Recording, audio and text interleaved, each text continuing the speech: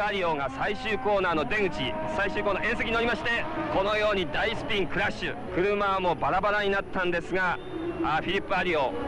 このバラバラの車の中からですね、彼はもうそのまま全く安全に怪我もせずにですね降りてくるんですね。